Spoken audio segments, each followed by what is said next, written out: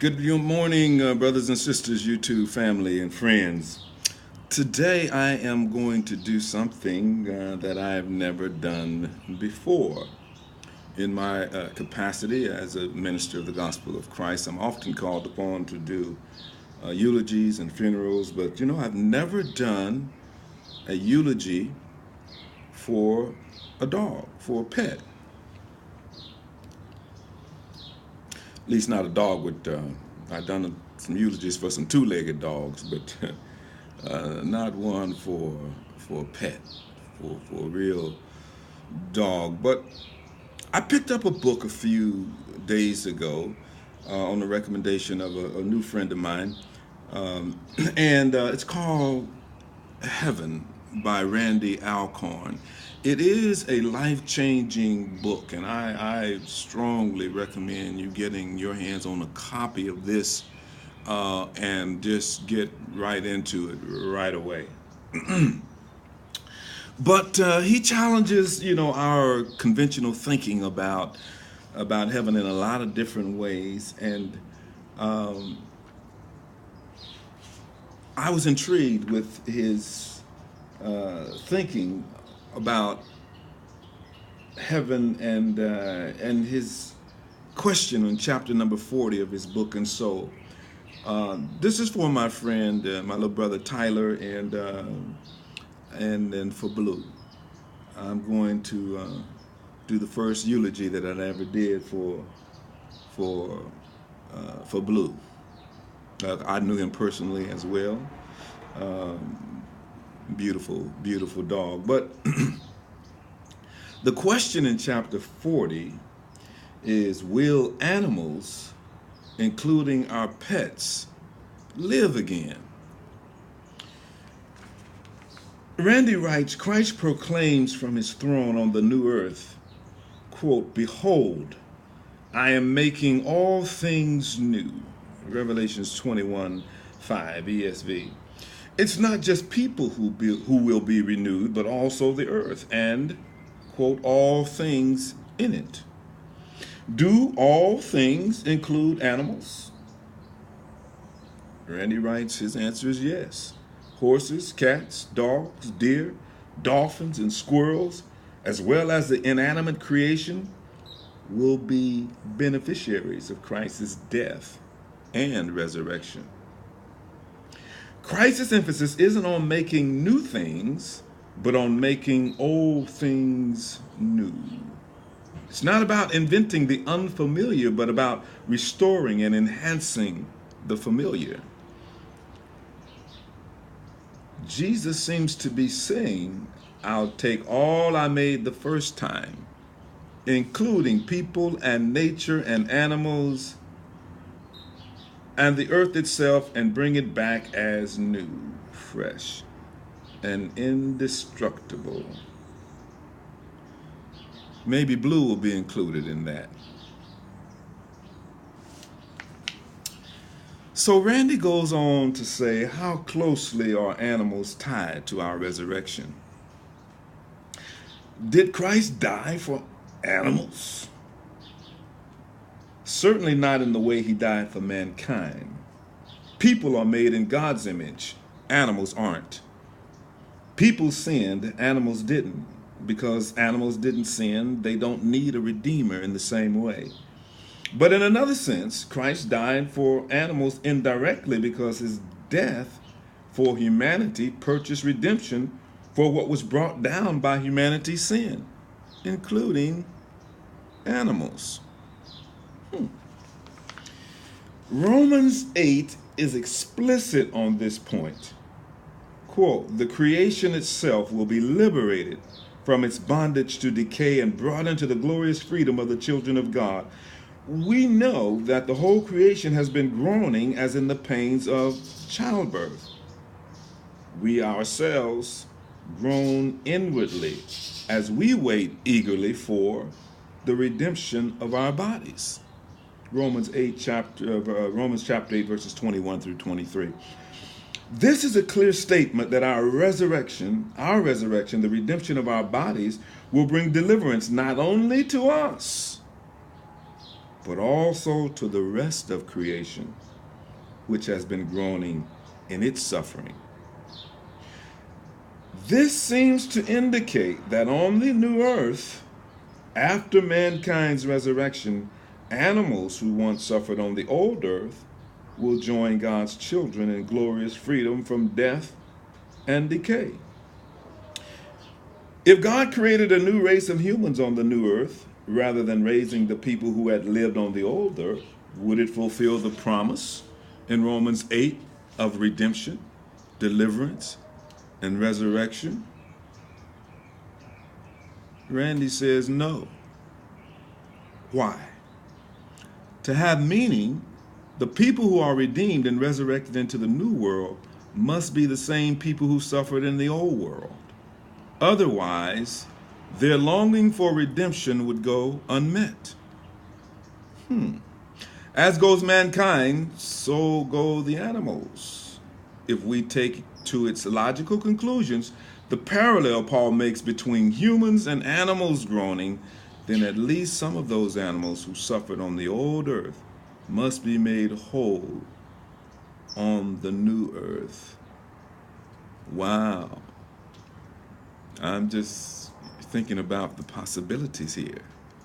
I remember one of the saddest days of my life was walking out of my front door, and where the car is usually parked outside of my grandmother's house, someone had already driven away, but my dog Bullet had crawled under there, I guess sometimes during the night, and died.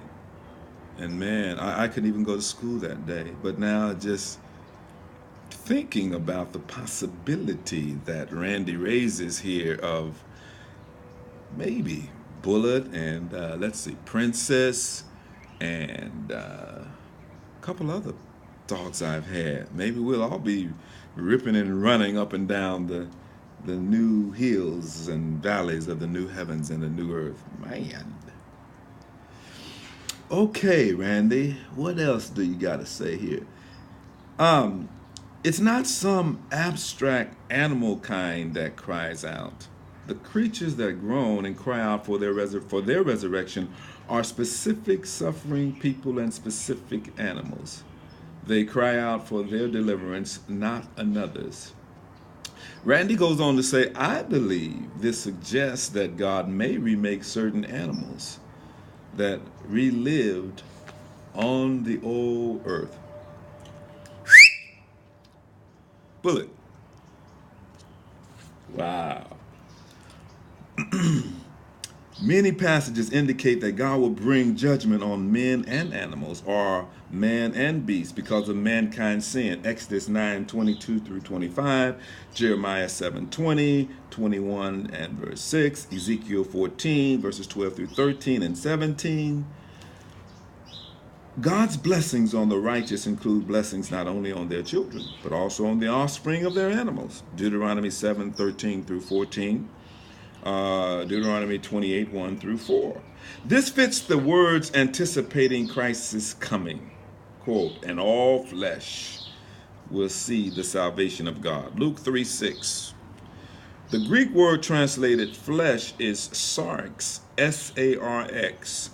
Some Bible versions translate this as all people or all mankind, but the word is more inclusive. All flesh includes animals. They too will behold and benefit from Christ's redemptive work. So old blue may not be like Rover dead all over. Psalms 104 demonstrates God's intimate involvement with the lives of his animals and his purposes for them. The psalm speaks of birds, cattle, wild donkeys, rock badgers, and lions, saying, quote, the earth is full of your creatures, verse 24. It speaks of, quote, the sea, vast and spacious, teeming with creatures beyond number, living things both large and small. Verse 25.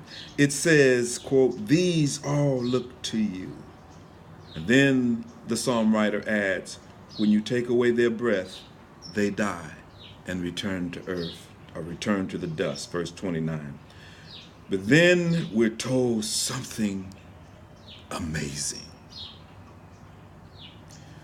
When you send your spirit, they are created, and you renew the face of the earth, verse 30. The quote, they, seems to refer to the animals who've died and returned to the dust. What does God mean that he sends his spirit and creates them? Things that make you go, after a spirit and creates them. It appears that he's talking about recreating animals after they've died. Why? Why would our Creator do such a thing? Randy's answer is to renew the face of the earth. The same they who die or they who are created are recreated as part of the earth's renewal, Matthew 19:28. I'm going to end with this question. I think I may have time to get over it. Will our pets be restored on the new earth?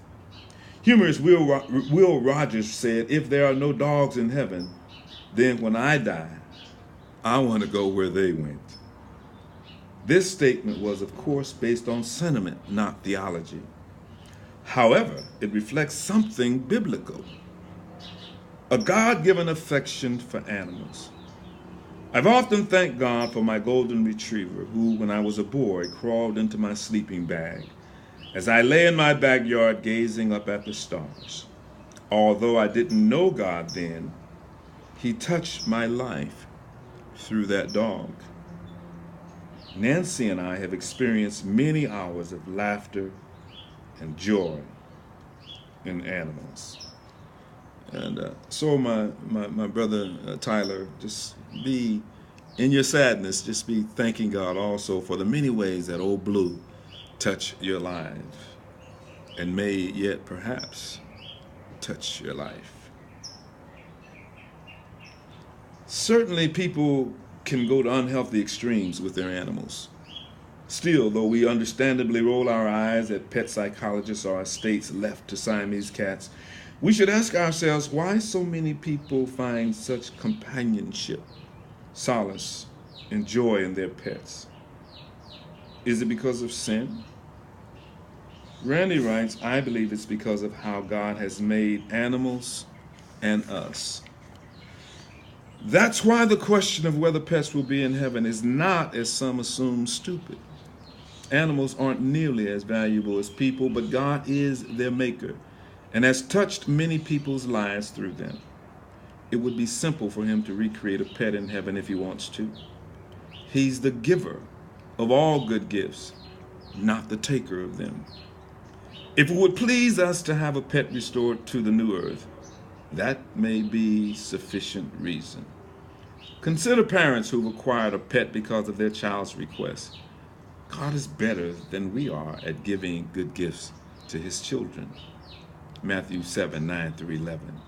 And if we object that animals won't make us happy in heaven, we betray our Christo-Platonism again. For by finding happiness in God's creation, we will find happiness in him.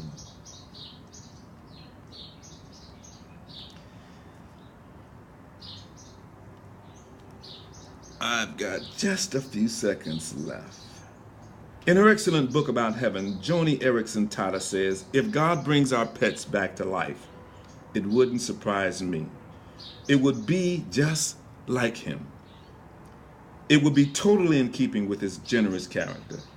Exorbitant, excessive, extravagant in grace after grace. Of all the dazzling discoveries and ecstatic pleasures heaven will hold for us, the potential of seeing Scrappy or Blue or Bullet or Princess or your pet, the potential